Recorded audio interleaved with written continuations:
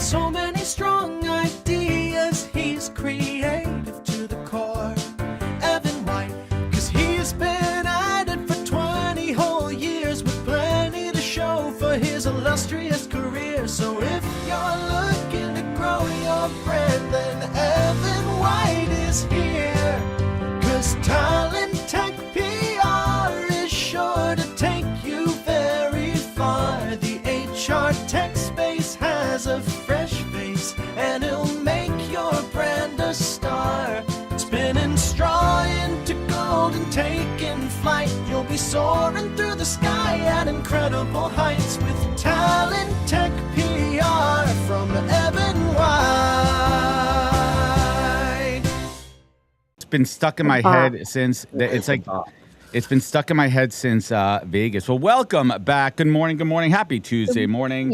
It is the last day of the month of March, which I don't know about you, Danielle. I've been on a heater this month. What a month. Everything starting with my birthday. A couple of great parties in the city with friends. Then we headed to Vegas for 10 days. And now we are back. Danielle, Wow. Serge, what's up, everybody? I've been gone for an eternity.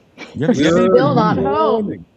Danielle's been in Austin. She was in Vegas, and now she's in West Palm Beach. Serge, my man, up north, and our great friends up in Canada. What's happening? Good morning, everybody. Good morning. Are you guys feeling refreshed back from Vegas? How are you guys feeling? No. No, not at all. No. I think it takes like the 10 days that Danielle and I were both in Vegas. It's going to take us 10 days to recover. Oh, it's going to take me like a year to recover from this trip, but it's okay. It was. I don't think anyone understands the sensory overload every single day. I mean, I was in 3 different hotels. I went from Harrah's to the Aria to the Wynn. So I worked my way up the ladder there. I had a nice little break in the middle. My wife came out for the weekend, which was great. Danielle came, was our third wheel, went to Luke Combs, which was a lot of fun. But we had a great time. Unleash was good. Transform was even better, but it was all about the people. The vibes were strong. The temperatures were hot. Danielle, give us your hot takes on Vegas. Ooh, well, you know when you do like a marathon, like a long walk or a long run? Okay, well, I've never done one either. But I will say, when you're walking in New York City, this is my version of a marathon. When I'm walking like 50 blocks, it's different from when I'm walking 10 blocks. So what you got to do is you got to put your blinders on, and you just got to move forward. Just go. Just keep going. And that's what I did. And on top of that too, the first part when we were there for Unleash was also March Madness, so it was like broed out, and the game started at 9 a.m. because they were really 12 p.m. on the East Coast, and so people were getting smashed up in the hotels at like 9 at 8:30 in the morning, where people were getting at it. But welcome back. We have a lot to talk about here. We are Purple Acorn. Head over to purpleacornnetwork.com. Thanks to our friends at Calendar PA. Follow us on LinkedIn. We're on YouTube. Serge, what else is happening in your world? What was the vibe in Vegas with like TA leaders, HR leaders, with vendors? Like, was there a good vibe, or like how did people feel? I don't know how Adam felt, but I felt as though Unleash was like a slow ramp to transform. It definitely like sped up for me. In terms of the actual conversation, I actually really liked Adam's panel that he did at Unleash. I thought it was really stellar. Like the guests that you had on there. Both Tinas were absolutely incredible. Both Tinas were incredible. And so I think the content was great. What I think the major theme is, you know, obviously everyone's talking about AI and whatnot. I think the major theme is people are still figuring it out. But there's no doubt that people are implementing tools, or there's a desire to implement tools. I think it really just now comes down to what are the real use cases that make sense to invest in technology. And I think that every company, every team is going to be different. It's going to be based on which problems you're trying to solve with new tech. And it's kind of going to be like a slower approach in that way, a more directed approach. Besides that, I think everyone was really happy to be in person together and build those relationships. And for me personally, I'm focused on building longer term relationships with vendors that I really trust. So I think that I started to do that. Guys, it was great for me. I got to bounce off for 1 second and take a call. Can you take headlines for a second? Sure. Thanks. So how are people feeling about the labor market though? Like I'm talking to a lot of folks in HR. There's a lot of anxiety. There's a lot of people like just feeling nervous about what's going on in the economy. Like, did you get that vibe in Vegas at all? I definitely I feel as though I was voicing my concern around like entry level hiring slowing down a ton. Yes. I heard one person mention it. Okay. Amongst all the conferences I went to, there was one person who actually mentioned the entry level market slowing down. But besides that, I feel like I didn't, granted, I didn't go to that many panels just because there was so many people to see. And honestly, I think the most interesting part for me was meeting the vendors and seeing like the tool capabilities and what are the problems they're solving. Plus, a lot of the giveaways were better this year at Transform. Right. You are so right, though. Entry-level jobs is probably the biggest concern. Like here in Canada, it's around 18% unemployment rates from 18 to 25. I know in the US it's lower, but it's still like 12, 13%, which it's just such a shame. Like you come out of school, you're so excited to get in the workforce, and there's literally no jobs. Like, what are we going to do? Yeah. So, I mean, for me personally, I had like an epiphany kind of moment at Transform about what are the types of things that I want to do about this problem. And I think one of them could be, shining a spotlight on employers that are actually going the opposite direction and investing in the next generation, whether that be through hiring them directly or providing more programs for them or co-op opportunities or apprenticeships. So that's sort of here's what I think is the right move and thinking in the long term versus in the short term of like, oh, how many jobs or which jobs can we cut? It's more like, oh, let me think about 10 years from now, what am I going to be happy that I did right now? Cool. What'd I miss? You guys just talking about what... We're just talking about entry level hiring, fully stopping. Oh, that was a big topic du jour, and just it's more about the evolution of what those roles are going to look like, how they're going to evolve. Part of my panel, I think Danielle, thank you for the accolades on that. I really, really enjoyed that panel. I called it Between Two Tinas, Tina Milan and Tina Gupta. They were absolutely incredible. Hopefully, Unleash will share that content. We recorded it, but unfortunately, we're not allowed to share it, which is sad. That's face weird. Over. Well. They're gatekeeping maybe so they could have firewall content from that side. But we really talked about the upskilling and the changing of what skills look like, especially in the entry workforce, and how those roles are going to evolve. And it's a moving target, and we will see what happens. Some other hot takes, Danielle. You spoke a little bit about the swag. I think the swag game was up a bit at Transform. That's what I heard. I have this whole thing with swag too. Like I'm not gonna if you give me socks are fine, but I have a million socks. Water bottles. If I never see another water bottle again, no tote take up too much room in the garbage. The t-shirts, I'm not going to wear another company's shirt. Like I don't know why people think that's a good idea. Here's the swag that matters. Puppies matter. Puppies bring people to the booths. Mm-hmm. It's always a positive activation when people bring puppies over. People still like hats.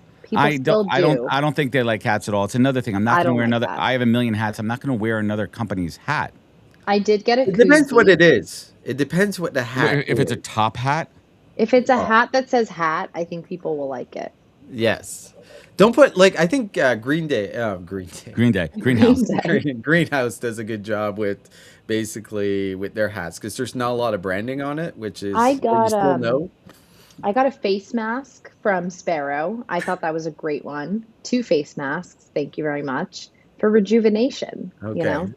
Like the types of things that I would use. I like those. But yeah, that's my perspective. Adam, what is the best swag? You just told us what what do you like?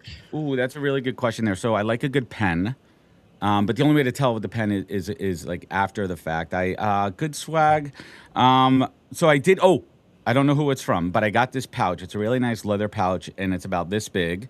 and it's kind of like a little mini Merce or if you're a makeup bag kind of thing. But inside of it was a mini lint roller, a mini hand Oh, I got that. sanitizer. The best one is the stain remover stick, which I actually needed because I got coffee on my shirt, which was great. And I brought it back, and my wife was like, not only is it like everything in there that you need, and mints in there, Mints, yeah. dental floss. It was The a perfect flossers. travel. That was my favorite swag. And when I get back home, I'm gonna look who that was from. That but was shout out. from Transform. Oh, that was for the speakers. That was in the speaker lounge for Transform. Oh, that's when I got it. Oh, that was an interesting one too. Special So, swag bag. so Abby Adamson and I did a really fun panel on culture in the expo stage, which is like an intimate little circle, it was like in the round, in the middle of the expo floor, which I absolutely love because it felt like everybody was like in your living room having the conversation. That I will be able to publish shortly. We had a great conversation on unpacking what real culture means, removing the buzzwords from it. What else would stand out to me? I did some great interviews with Pin, with Overalls. Had a wonderful cocktail party with Fountain. That was fun. That was At great. Delilah's. That's a swanky, classy place. It is very nice place. Yeah. What else? Transform was great. What else did we do? Do we want to bring up pictures of Unleash? I think, Let's bring. We pictures from us after.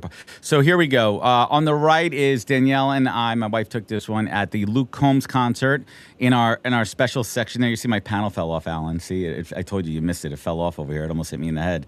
And then the other one is from the Busta Rhymes wrap up party. So I have these thoughts on the after parties, right? They always bring in like a nostalgic kind of early 2000s hip hop act, and they're generally good. I thought Busta was good. I didn't blow my mind or anything. I think it could have been, if I'm being candid, a little bit longer. He did like 45 minutes. I know I like Dre's better than Zook, but Dre's had the open and the outside. Like the whole back of the club is open. It felt more airy. I understand timing, logistics happened. We still had a great time. Danielle, do you think we have to have a hip hop act every year? Like, can't we bring some like retro rock back in? I don't know. I'd be down for that. Like I grew up on, the greats, Pink Floyd, Oh yeah. David Bowie. Like I wouldn't mind, some David Bowie from the grave. In the grave, yeah.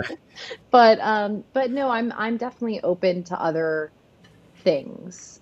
Just Okay. change up the vibe a little. All right. Well, I also agree about the venue. I think it could have been better at the other place that was Well, open air. It is what it is. So a couple of notes for next year. Transform is moving over to the Fountain Blue, and we are talking off camera before how that's going to potentially change the vibe, and it's going to be interesting to see. I think the energy is still going to be there, but there is something about the wind. There's something about the vibe. It's classy, as Danielle was saying. The aesthetics. It has this reddish gold kind of thing to it, and people are used to it. So I think it's going to be a little bit of change.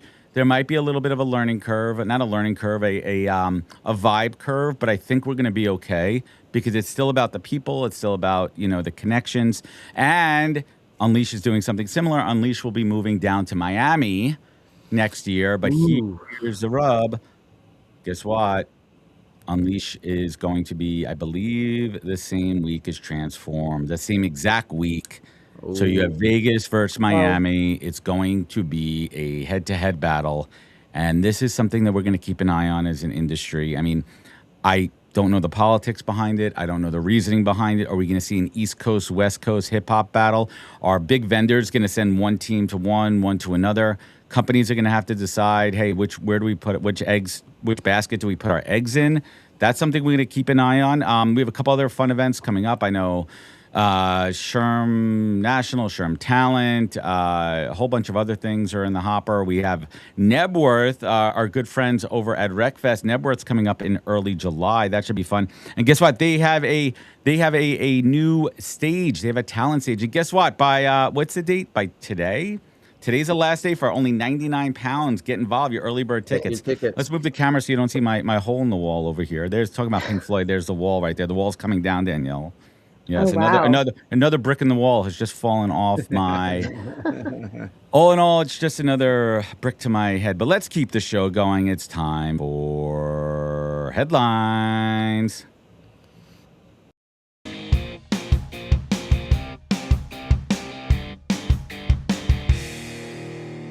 Alrighty. Well, bye, Serge. So we are starting off this morning with a headline that sounds like progress, but might actually be something else. Ooh, Findem just announced it's acquiring Glider to deliver what it calls hire ready candidates, what does that which mean?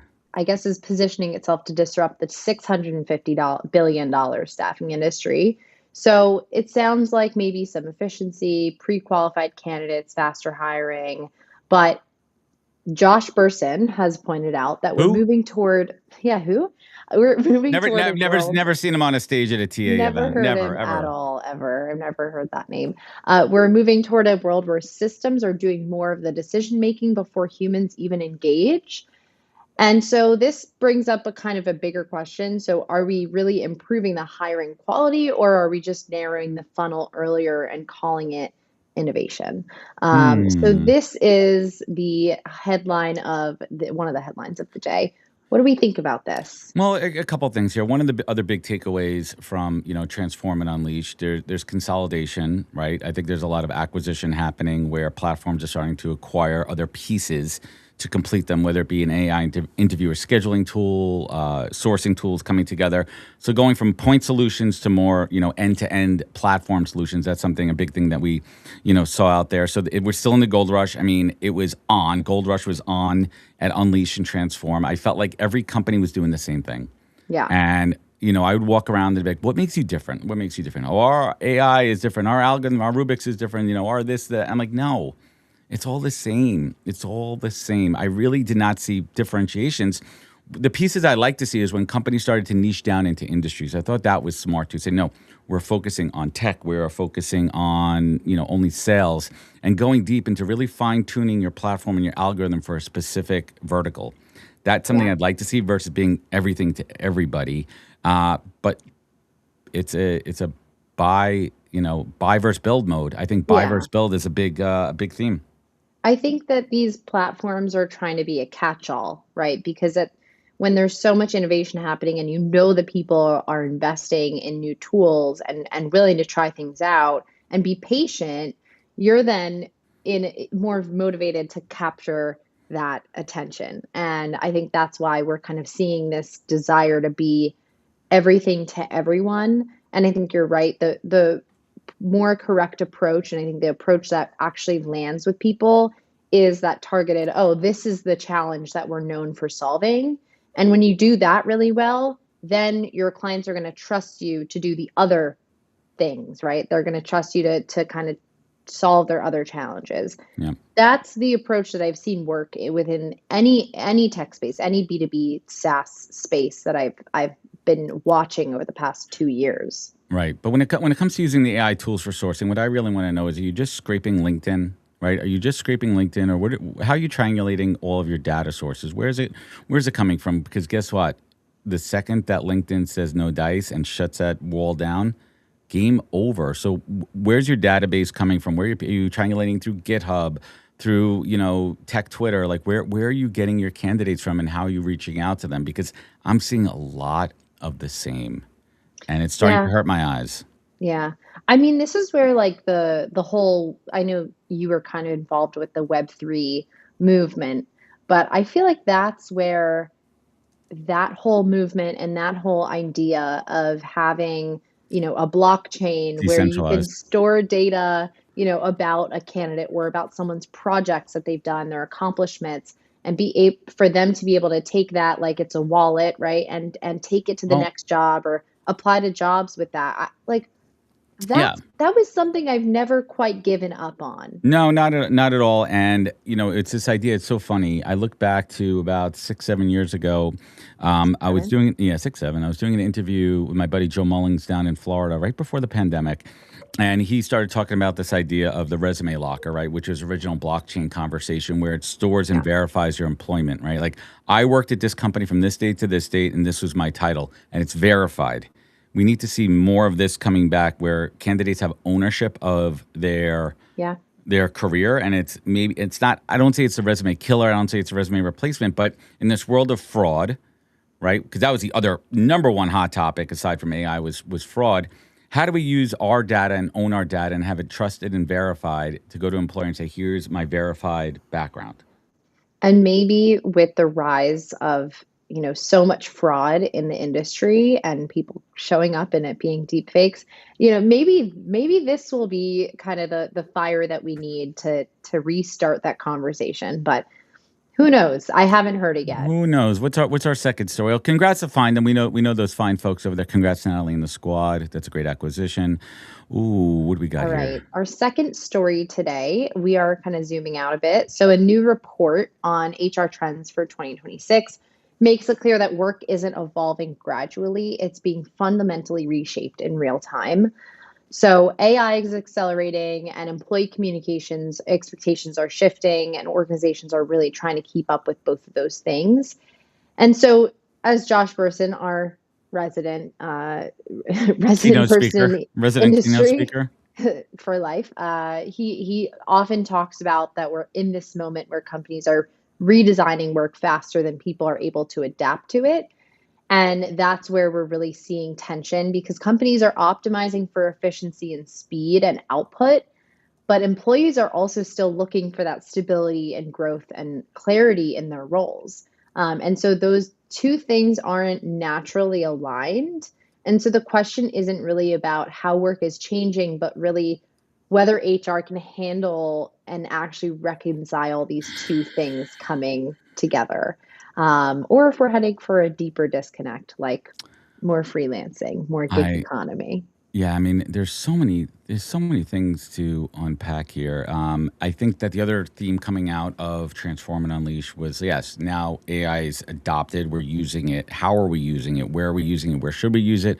Where shouldn't we use it from the recruitment acquisition, the talent acquisition perspective? And then the other side of it is obviously how candidates are using it and how the two systems either talk to each other, they don't, and the whitewashing of resumes and backgrounds and how that affects the entire thing. But from an enterprise level too, where are we going, right? Are we still in the shiny object syndrome where companies feel the need to buy that Ferrari and then you get that Ferrari, you invest into that Ferrari, but guess what? No one knows how to drive it. No one knows where the keys are. And the legacy systems and the new systems haven't been integrated properly. So there's a lot to unpack here and a lot of things to keep our eyes on. That was a big topic du jour in the hallways. Yeah. As well there too. One of the things I've also heard between all the conferences I attended was there was a neuroscientist at one of them who was talking about the impact of leveraging AI in your everyday. And basically she was like, if you don't use it, you lose it. So what does that mean? Basically, like if you don't use a specific skill and work a muscle in your brain, right? Our brains are muscles. If you don't use it, then you lose it. Mm-hmm. So I agree with that. Basically anything. So what she was saying then was we have to ask ourselves the question of what are we okay with humans not knowing how to do naturally, right? That's an interesting one. She used an example of like a GPS, right? So we used to use maps. I never used a map because I grew up in the GPS era. But you know what? So yeah, keep going. Are we okay with kids and now adults not knowing how to read a map or read an analog clock on the wall? Have we just moved forward from that? Have we just moved forward from it? And so that question becomes, are we okay with them not knowing how to do that thing? It's fascinating. It's so funny too. You spoke about maps too, and I joke around with my mother-in-law about this because I'm still of the age where I had a map. I learned to drive with a physical map, and then we use these thing called triptychs, right? They were like these flip book maps, and I don't know how I got from New York to Buffalo without GPS, without having my map on my Apple. It is one straight and highway. You take the throughway up, all right? But like there were still nuances to it, but we needed to figure it out, and technology evolves, and I think generations move. Like 150 years ago, it was horse and buggy, right? Like they didn't know anything about cars. Like it's just an evolution of technology, and the rate of adoption is exponentially higher than it was years ago. So we just have to get with it. I will say, I think that friction is good. When you are born into an era where, and I talk about this a lot because I talk about Gen Z, right? Like when you're born into an era where everything is personalized to you and you kind of arrive and like a problem is solved, like getting from point A to point B, and it's solved for you. You don't have that same level of discomfort initially, and therefore it makes it more challenging when you actually experience real discomfort where that that problem that you're trying to solve cannot immediately be fixed for you, you then get a little bit more nervous in the face of discomfort. And I think that's what we've started to see when Gen Z arrives to the workplace, for example, right? They're like, oh, what is this corporate BS? Oh, I don't actually have to do this. I can go do my own thing. And that's some of the friction that we've seen happen from a workplace dynamic standpoint. Friction's good. Friction is good. Friction, it teaches us a lot about ourselves and our strengths and sometimes our weaknesses. And that's how you build resilience, right? AI is not going to solve every single problem. I don't think AI is going to solve every interpersonal workplace problem. I think we have to be really mindful about our over-reliance on AI for how we communicate. I mean, I have friends that literally over-rely on AI for crafting every single email, work email. They want to make sure it sounds right, it feels right too. I think we've lost the art of writing from the heart and going from your gut. And you can really tell when an email is just, and listen, I use it. Like, I'm going to raise my hand. There's some emails that I write for a certain reason through, GPT and Claude because I want to make sure that I'm touching the points. But what I do is I go back in and I wordsmith it. I go back in and put my own flair on it. But I want to make sure that I'm getting the structure of it. I want to make sure I'm hitting all the points and the positioning is right, because what the right use of AI is to look out for your blind spots. It's not to encompass for everything and account for everything. I agree. There's a clear difference between an email that's written from the heart and one that's not. I'm not afraid to also, share details about what's going on in my life, because my work is, my work is my life. My business. My life is my life. My life's work all in front of you. No, yeah, I definitely think there's an art to balancing tools and your own intuition. And you know what I miss, if I kind of rewind a little bit to, pre-AI, I enjoyed the art of writing an email. I enjoyed the art of like letting it sit and wordsmith it and craft it. And now you could just bang them out. But on the other side of it too, we were talking about before we got on the air, the sheer amount of AI slop emails coming through is off the hook. But what's nice about it is you can immediately tell what it is. And then when it's off, you just delete it, like when it's completely irrelevant, when they missed the mark on it. So let's keep the show moving along here. And I think we have we have a video. Let's go to video.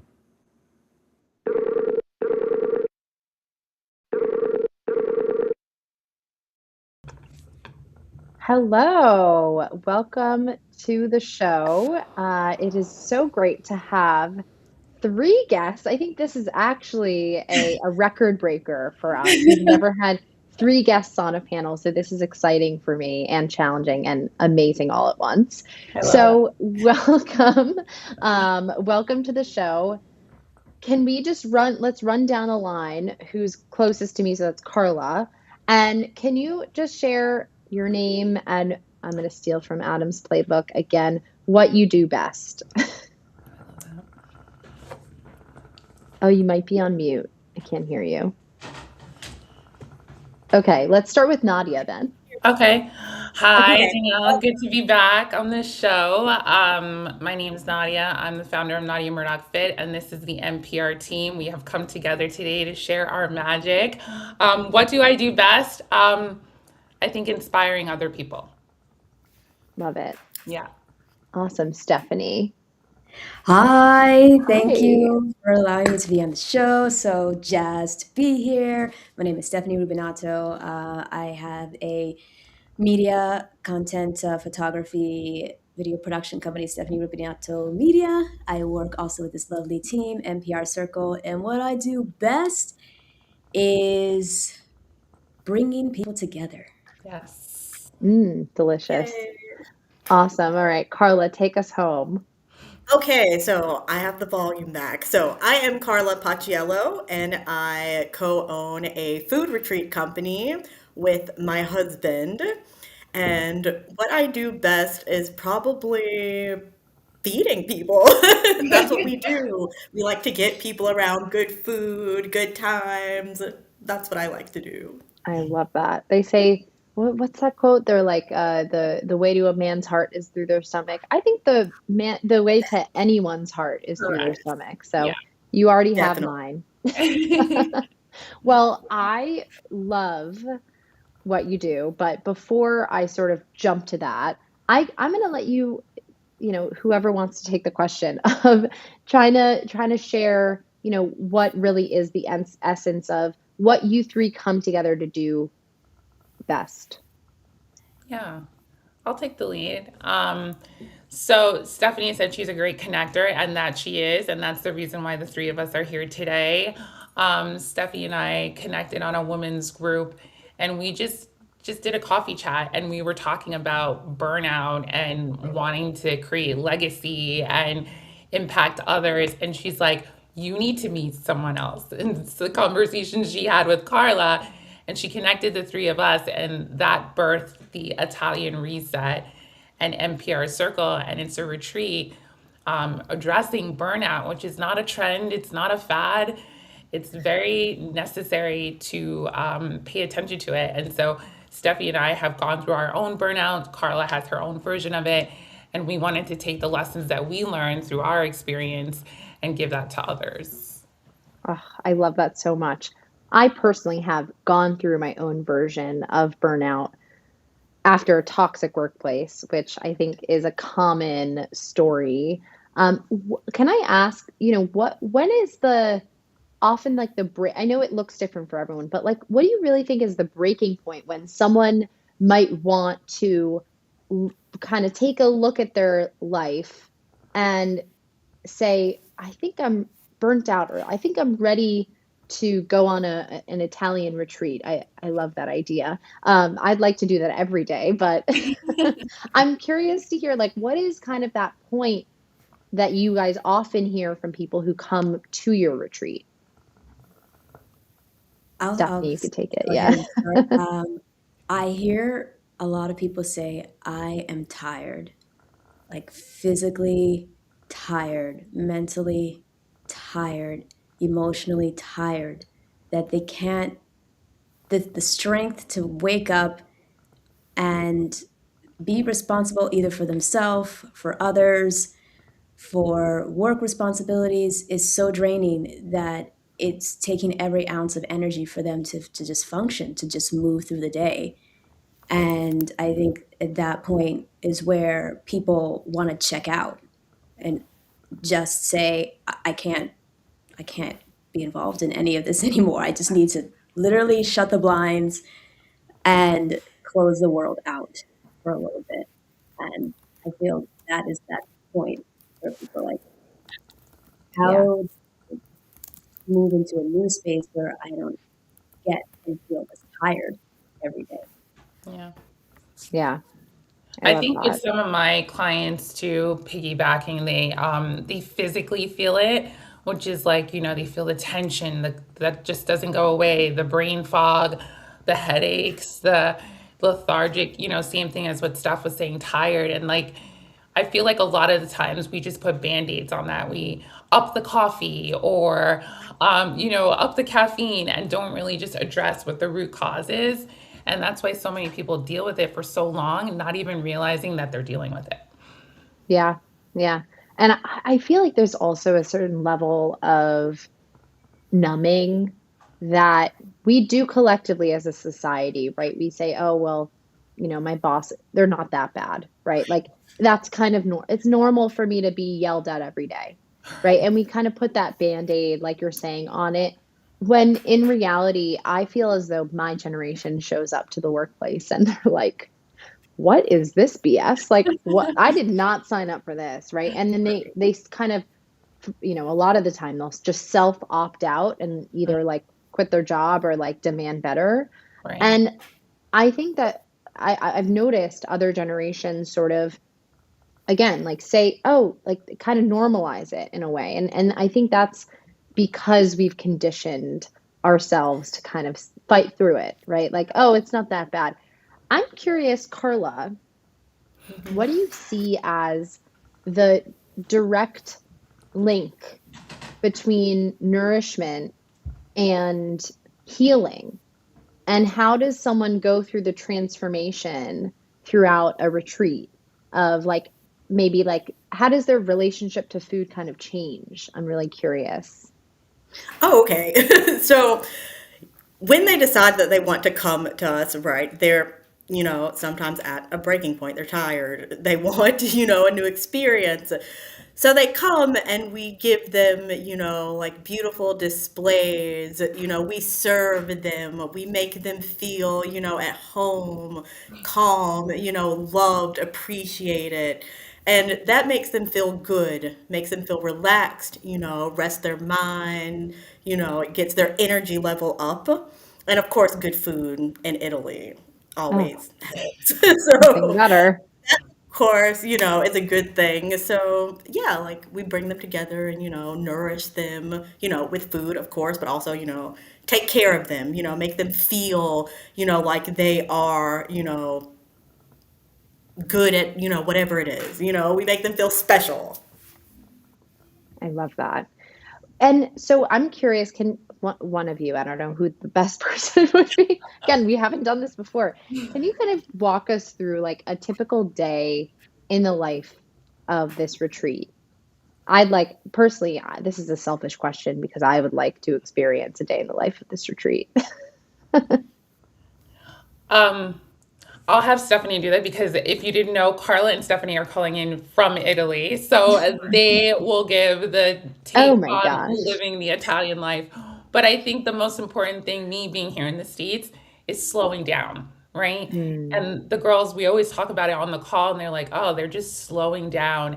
And you don't have that energy here, but it's a way of life there. And I think that's the biggest takeaway. We really want people that it's okay to unapologetically slow down. But if Yeah. Steph wants to take it from there, like what would it be like living in Italy? Like, Yes, a day in the life of our retreat, which we are still fine tuning, but what we have envisioned is from the moment we meet our attendees, people who are coming, we want them to feel like family, honestly, to feel like they have a safe space to let go of whatever is living in their body that is giving them stress, tension, pain, emotional trauma, and to leave it back at that airport. Just leave it there and be able to come and feel vulnerable with no judgment,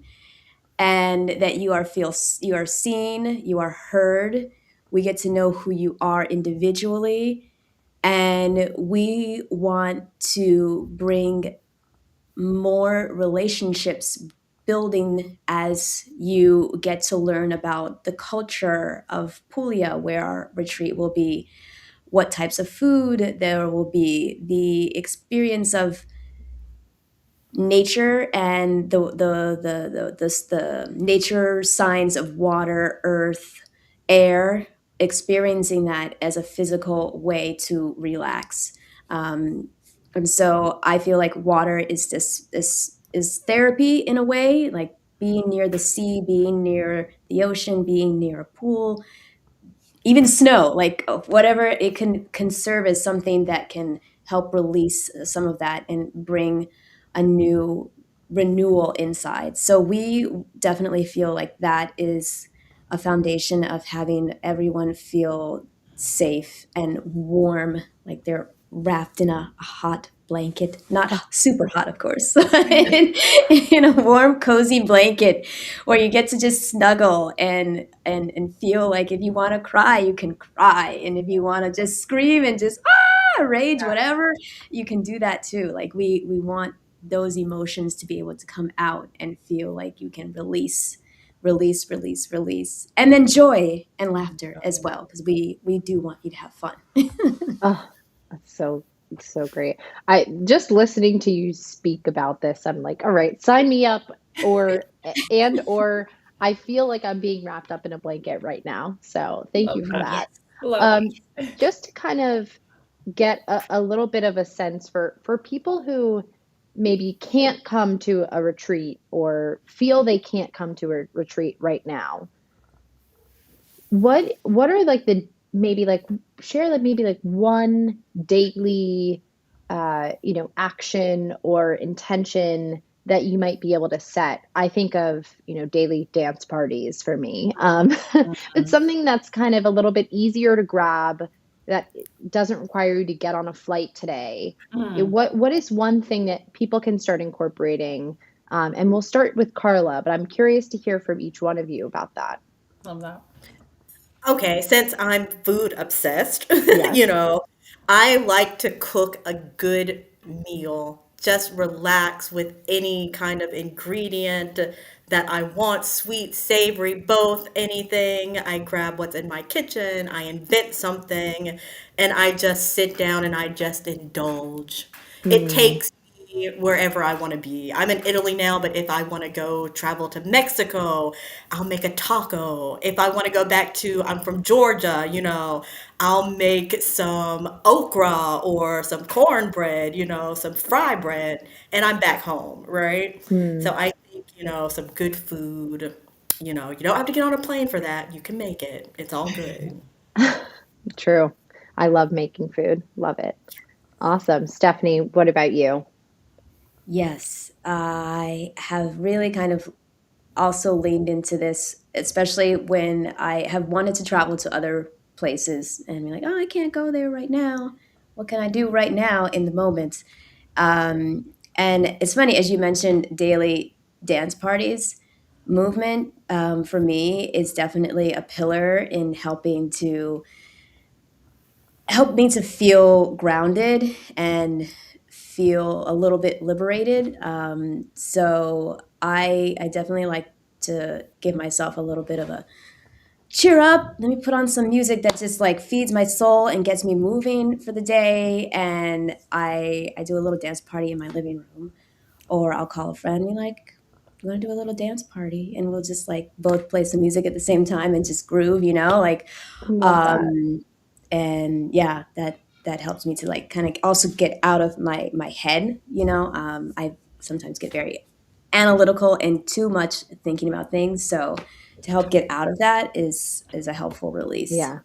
Especially at night for me. I'm like, and actually scientifically, has been proven that more negative thoughts come into Oh, yes. your brain at night. And I'm like, oh wow, that's being proven in my head every day. So that's great. All right. Nadia, what about you? What's one action? Just to that thought, Danielle, that's because you're still, right? You're not busy in the day. And so when you're still right before bed, you just start thinking about everything. And so that's probably why that happens. But Oh yeah. for me, it's definitely exercise and journaling. I love exercise. I like trying new workouts because it like proves to me what I can accomplish. And it just helps to continue to build the resilience of whatever might be stressing me out. And for journaling, it's like getting that stuff that's in my head rent free out on paper and then looking at it and being like, this isn't real, right? Like we tend to make things Yeah. bigger than they are in our head, but when you have that fact on paper, it allows you to coach yourself and like bring yourself back down. So Oh, yeah. I love that. These are all things that I've definitely indulged in. And thank you all so much for being with us. If people want to learn more about what you do and these retreats that that you lead, where could they find out more? Yeah, we are on Instagram, the Italian Reset. You can find us there. You can click around and see what we got going on. You can also click in our links and sign up on the wait list, get all the details. Booking is becoming available next month. So we're super excited about that. And then from there, you can find our individual platforms as well. Incredible. Well, thank you so much for joining us. This was really great to hear from three incredible women and serious powerhouses. And I'm excited to hear more about what you all accomplished this year and in the following. So thanks for joining, and I hope to see you back here soon. Thank you so much for having us. Thank you. Awesome. Thank you, Danielle. And it Pleasure. sounds, yes, such a pleasure. So, Sounds like we have a new guest coming in. So let's go to that.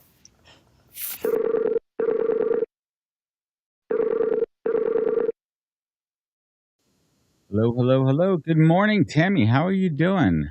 Good morning. I'm doing well. How are you? Doing great. Welcome to the HR Morning Show. Where are we speaking to you on this fine planet Earth today? I am at home in Waco, Texas. Waco, Texas. I'm here in New York. So, Tami, welcome to the show. Welcome to the HR Morning Show crew. Let's start off by a quick introduction. Tell us who you are and what you do best in this world of HR and talent and people and culture and all the fun things we call the modern workplace. Yeah, absolutely. So I am the Vice President of Research at Jumpstart HR Research Division. Used to be Aspect 43. We're kind of in the middle of both of those things right now. And really what we do is we are a research and advisory firm that tries to bridge the connection between HR services and solutions and HR professionals and business leaders that need them in order to make work better. Interesting. So you've been in the industry for a while too. Let's give us a little history lesson in the world of pay realities, right? Like give it. Are we making good progress? Are we getting to a good point?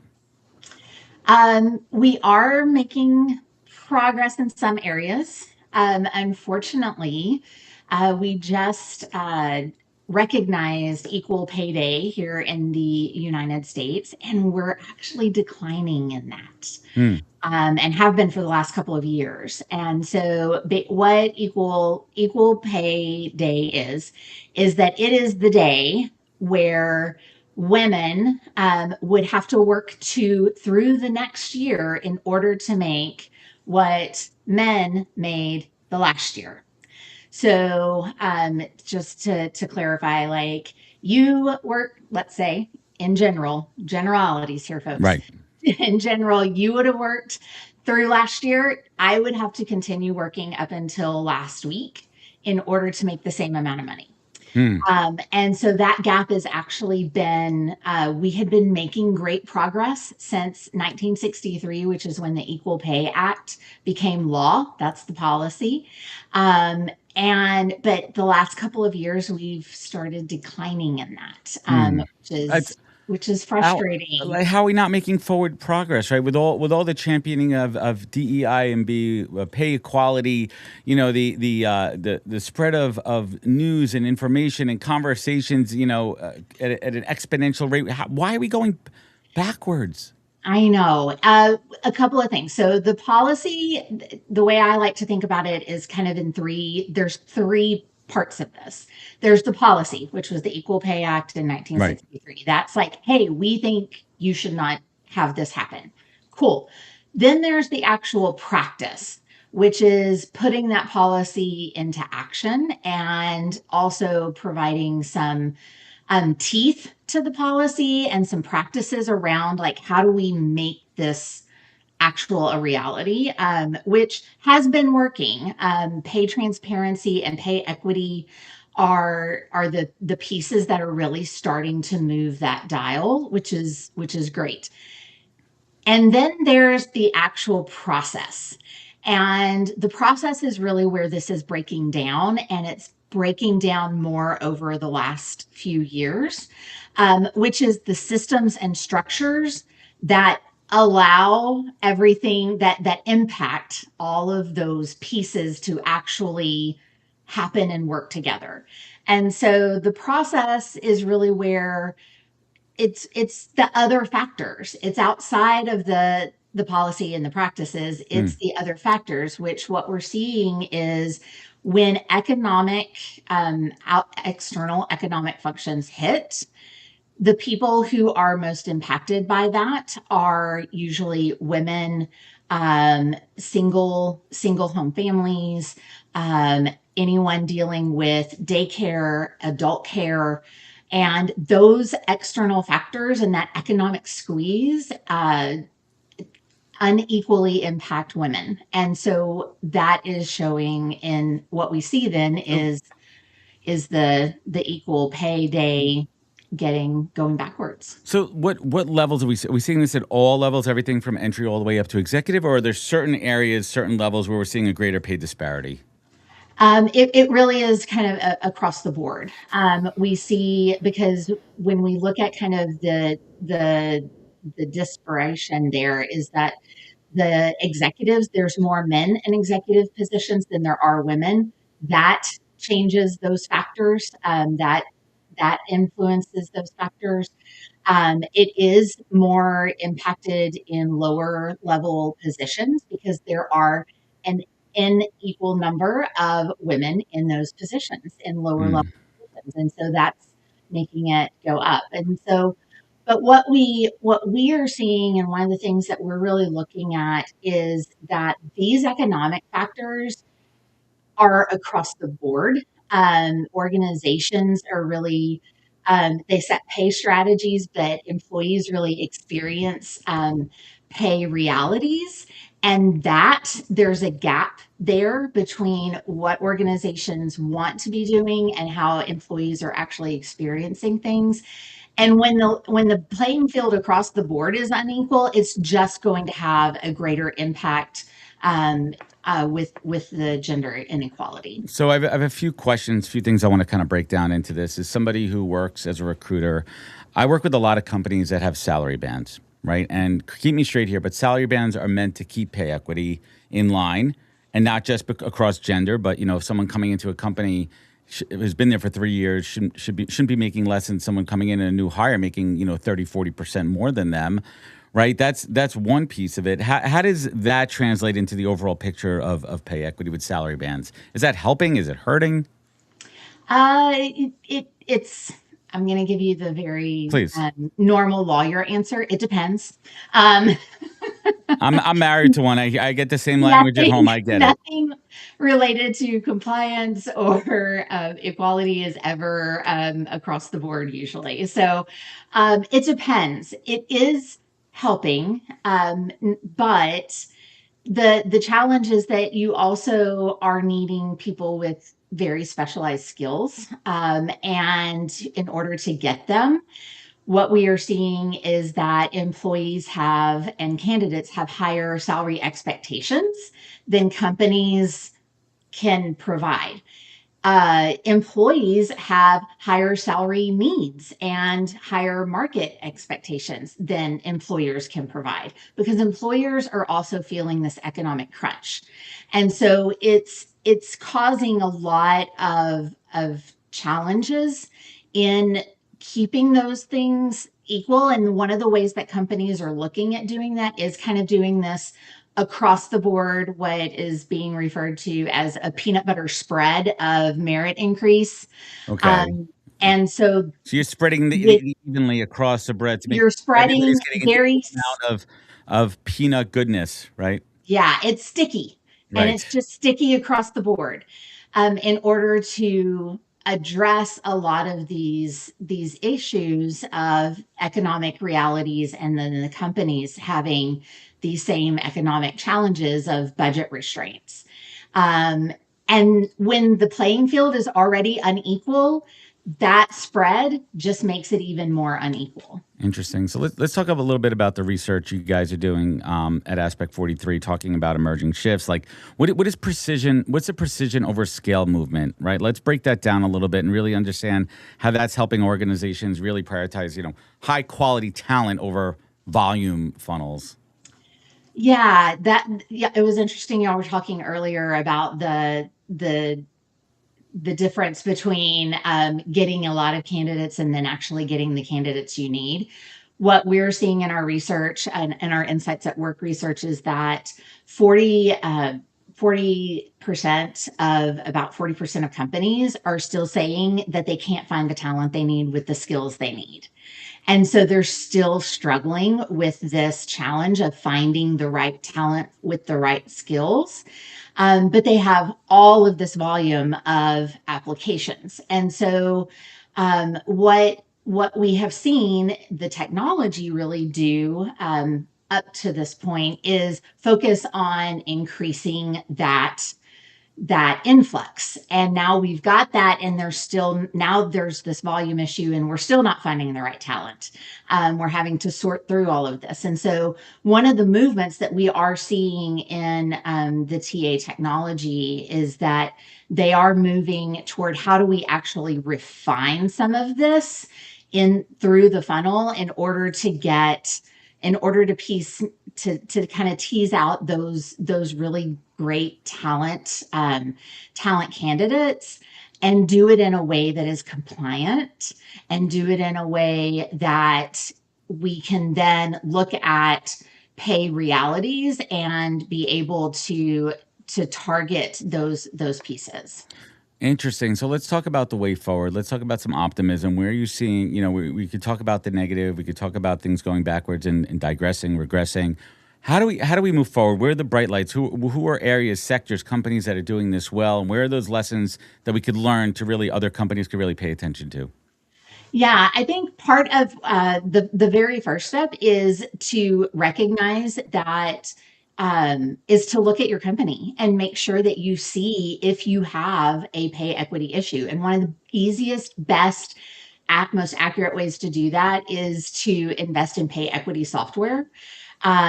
What we are seeing is that about 43% of companies are still completely uncertain about this software. They are uninformed about using it and what it can do. And so that needs to be kind of one of the first things that we look at is to do that.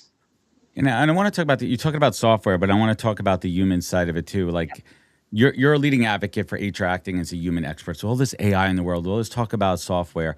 How do we still push the champions to be real champions and not fall back and, just go with the flow and be yes people?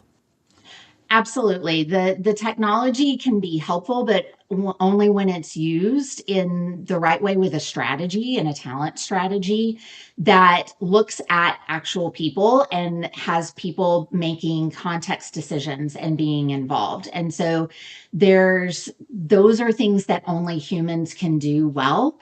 And so recruiters need to be really understanding the business and working with their managers and working with their HR departments to be able to really identify what are we looking for and how do we support them once they're here, and how do we ensure that they are going to be set up well for success? I absolutely love it. So Tami, let's talk a little bit about your platform.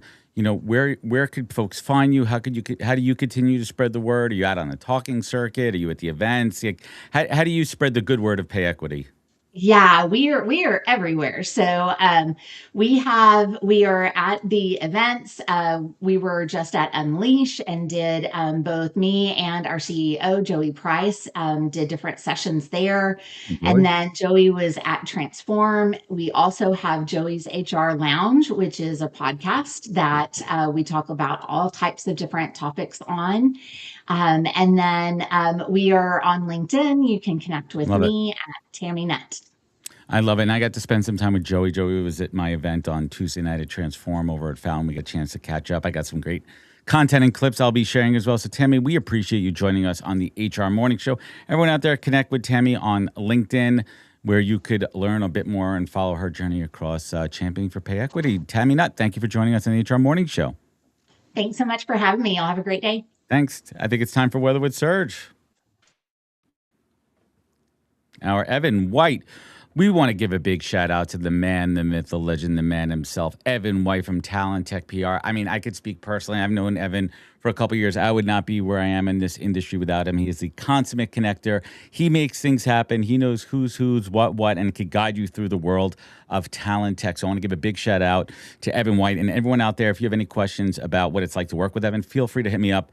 More than happy to tell you what it's like to not just work with him, but he is your friend. He will guide you through the world of talent tech and really show you the ropes here. So if you're a established brand, an emerging brand, anyone out there who wants to propel your company and brand in this space, reach out to your friend, Evan White at Talent Tech PR.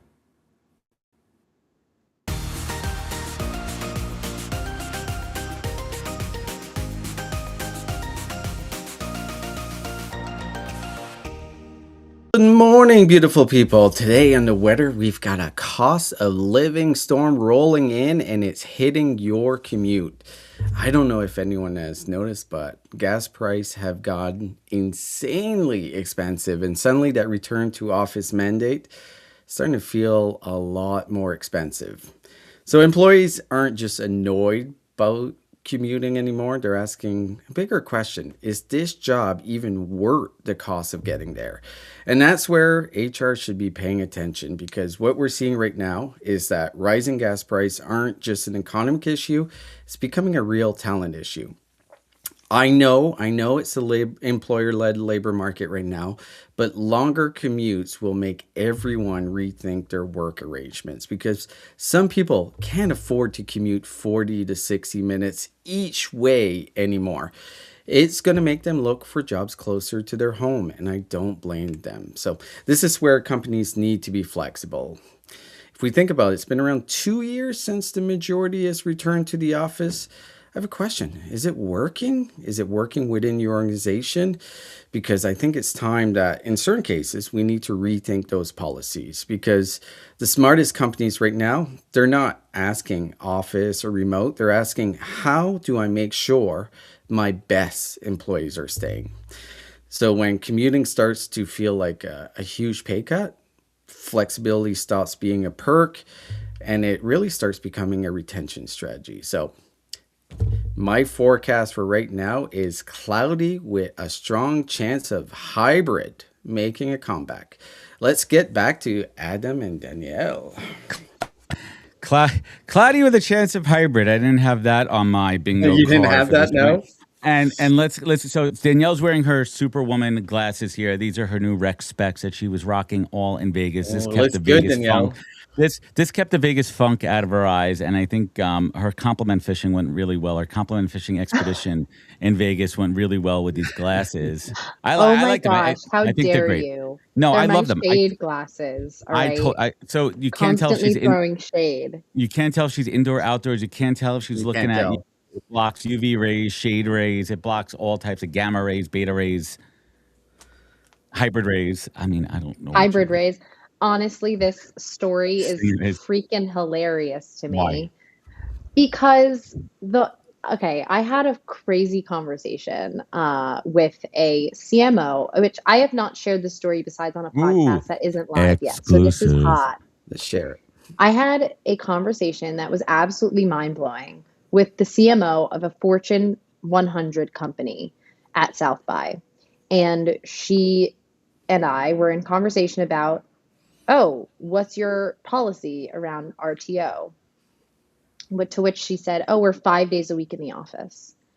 And I looked at her and I was like, are you serious? I was like, shade. And we got into a really kind of a heated conversation, because I basically said that doesn't fly with the next generation. We're all about intentionality. And if you go to an office and you're sitting on Zoom for hours on end, what's the point? What is the point? But you're jumping the gun here, and I don't mean to interrupt, but I am. But like, you're assuming that when someone goes to the office, that's what they're going to be doing all day. I mean, I have a lot of clients that are all types of mix, right? But I do have clients that are 5 days a week on site, and people are applying, and people do want that. Obviously, people prefer hybrid and flexibility, but to your point, intentionality is great. So where did the conversation go? That's the key word here, right? Intentionality. And if you're gonna have people in the office, make it intentional. And I know plenty of people who go to an office multiple days a week, but not 5 out of 5. And they're more productive when they work from home on Fridays or on Thursdays, whatever the day might be. Anyway, the conversation was absolutely mind-blowing, because I told a story about a friend of mine who worked for a competitor. And this CMO, and this girl saw her whole career at this company. And as soon as they went RTO and she had questions about, why is that? And those questions weren't answered. They were, the answer was, because the C-suite said so. She got poached a month later. And I believe that this 5 days a week in the office sets a really unrealistic, unfair precedent for women, that we can't have a career and also work full time and have a relationship with our children. Because as someone who grew up with a mom who worked full time, I will tell you firsthand, it sucked. And I didn't like not seeing my mom much. And so that was my response to, and this was my response to her 5 days a week, to which she said, well, that's a choice. And you know what? I have 2 kids and I work full time with help, and I'm perfectly fine with it, as should someone else be. That's really interesting because even I look at my circumstances. So my wife works downtown, commutes 30, 40 minutes, and I am at home working from home, but I also have the flexibility to bring my kids to school, pick them up, make Mhm. sure they're set up, make sure at 5 o'clock that I can drive them to their soccer, baseball, Yeah. figure skating, whatever they're in. There's no way they could be in all those activities. There's no way that I could manage this if I did not work from home. But I don't want to reignite the debate about return to the office. But I think the reality of cost of living and gas prices is actually a major Yeah. consideration. Because if it was I costing you you have to. $100 to go to work and now it's costing you 200 a week, maybe I'm exaggerating, but like I'm sure it's pretty close to it. That makes a major difference. Then you start looking at jobs way closer to your house just because it makes Right. sense, right? And if there's no flexibility within your But company, it's just like it's not worth it anymore for a lot of I think people. I think we could all agree to that. But I want to go back to a word from your conversation, Danielle, that kind of stuck with me too, because I think there's multiple sides to it. When that CHRO said choice, it's It's a your choice. choice. This no, meaning like this is our company's policy for whatever Yeah. reason, right? You have a choice. You either work here or you don't.